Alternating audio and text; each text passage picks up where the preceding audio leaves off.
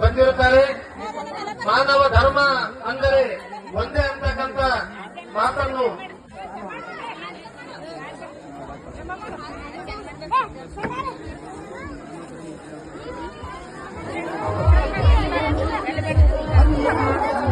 ಕಲಬುರಗಿ ಜಿಲ್ಲೆ ಪುಣ್ಯವಂತ ಆಳಂದ ತಾಲೂಕಿನ ಗಮ್ಮತ್ತ.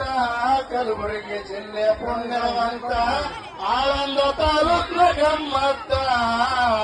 ನಿರಗುಡಿ ಗ್ರಾಮ ಇದ್ದಂಗ